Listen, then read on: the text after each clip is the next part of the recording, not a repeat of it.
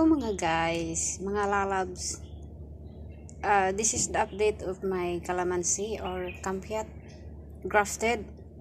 So now it's a failure because it's been 3 days that I cut from the mother tree and then I never plant for 3 days. So what happens? It died. It died. Yes. See that? Like that? It died.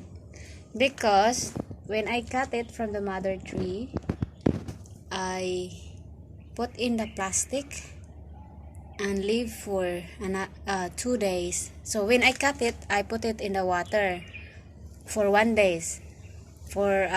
After 1 day, I put in the plastic and leave for 2 days,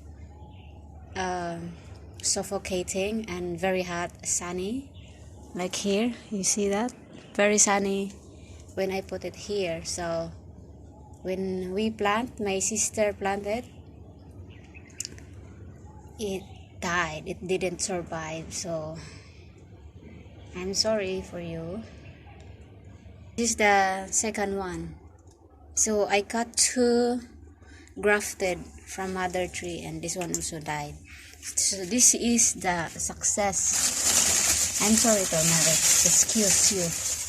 So this is the success grafted or markot Kalamansi. You see that? It's alive and kicking. Yeah. So look at that.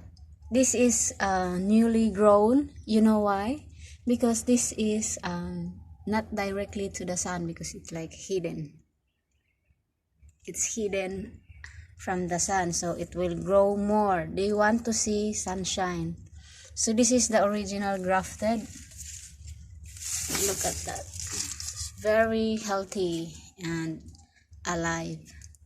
So it's my tip for you to do markot or grafted. After you cut, you have to plant right away, or else it will be like this.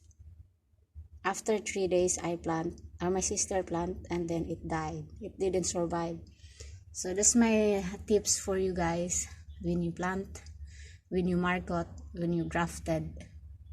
Markot is in Tagalog and grafted is English. So this needs sunlight, so I have to move into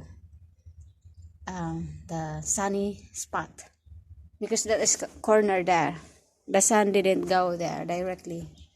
So here you go mga guys. This is the update of my grafted Kalamansi, the alive and the dead one. So that's my tip for you. Look at that. See? So the Kalamansi or Kampiat needs water. They always thirsty. So when it's rainy, the Kalamansi is happy and they have lots of flowers. Yeah, and then lots of flowers and lots of fruit like that. Yeah. Okay. So these are my turmeric. They're dying. Yeah, I know what you're thinking. They're dying. You know why? Because I planted this like around March. So now is March 2020. Now January 2021. So it's been like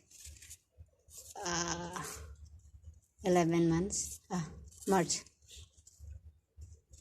Maybe 10 months or 11 months. Something like that.